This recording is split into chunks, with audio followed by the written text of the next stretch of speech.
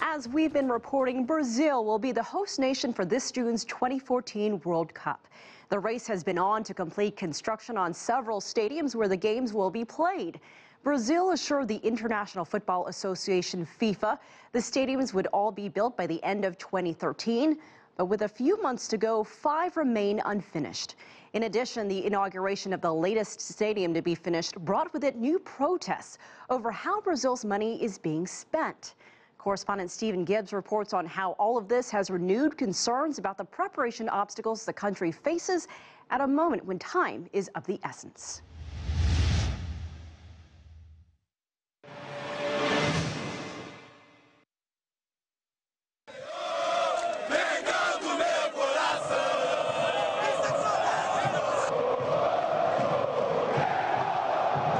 It's the land of the Jogo Bonito, the beautiful game. The one truly global sport which brings together billions of spectators around the world, all waiting for that unique moment.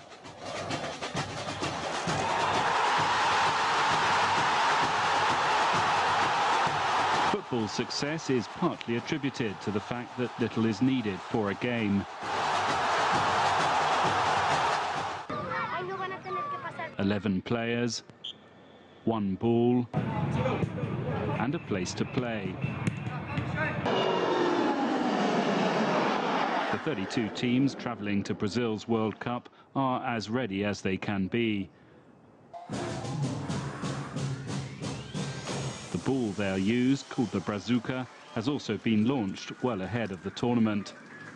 But the stadiums, that's another story. 6 of the 12 World Cup stadiums have missed by a long way the original FIFA December deadline, by which time all this work was supposed to have finished.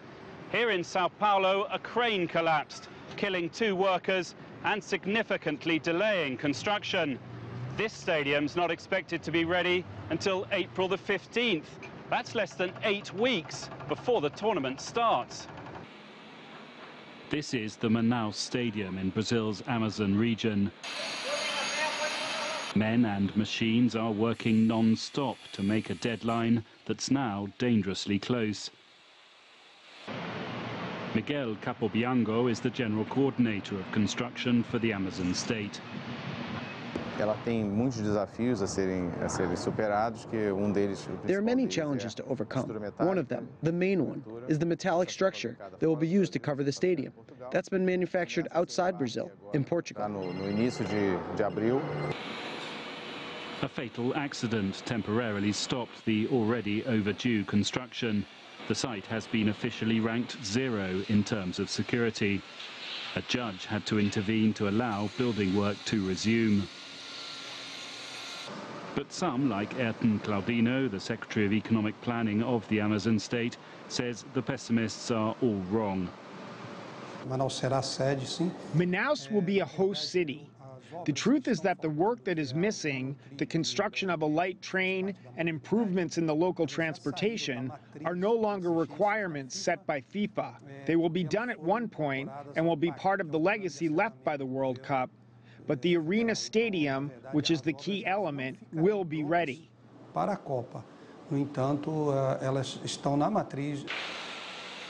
even if the builders do finish in time, there's another problem. I'm worried, very worried about it. Sports commentator Juca Kafori doesn't think there will be enough fans in Manaus to fill the stadium. Brasil pode perfeitamente.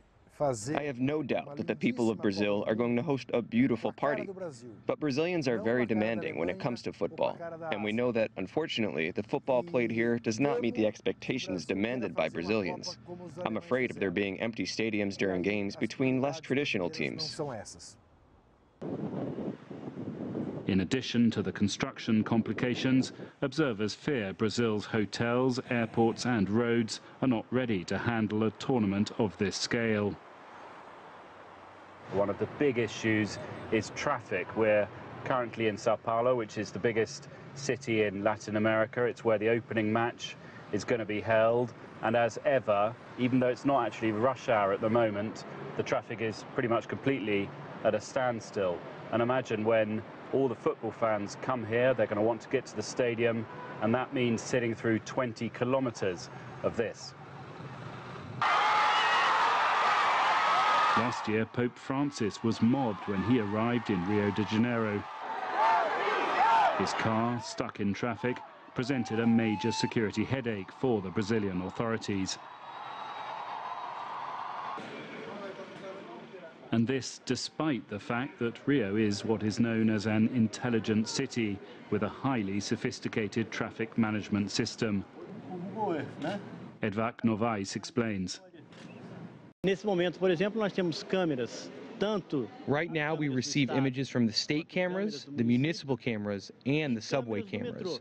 But we can also have live images from a helicopter, which right now is flying over the Maracanã Stadium and sends us images. When the Cup starts, some of that surveillance technology will be looking out for protests. Last June, millions here took to the streets to complain about poor public services and corrupt politicians. And there were complaints about World Cup spending too, seen by some Brazilians as a huge waste of money. Last month in Sao Paulo, demonstrators and police clashed again. My message is that Brazil is in terrible shape, and foreigners need to know that. We have stadiums for the World Cup, but we don't have airports. We don't have security or hospitals. These people say they're outraged to see billions of dollars spent on preparing 12 host cities for a sports jamboree, when poor infrastructure, health and education urgently require massive investment. We want the end of the World Cup. We don't want the infrastructure of it. We want education and health instead. Brazil's chronically overcrowded airports are another problem. The country has 4 of the 6 busiest hubs in Latin America. Sao Paulo's main airport alone moves more than 32 million passengers each year. Its new terminal is still being renovated. Airlines are concerned about shifting operations to new gates so close to the tournament start. In the northeastern city of Fortaleza, its airport renovation is years behind schedule. The completion date for its new terminal has been pushed back to 2017. Some wonder whether this developing country has taken on too much. Sim, eu tenho muita preocupação com isso. Yes, I'm very worried. I fear that it will end up being what we refer to in Brazil as shooting yourself in the foot. Brazil managed to bring the 2 largest events in the world to the country without calculating the complexity involved in hosting the events. Exatamente a complexidade da organização desses 2 eventos.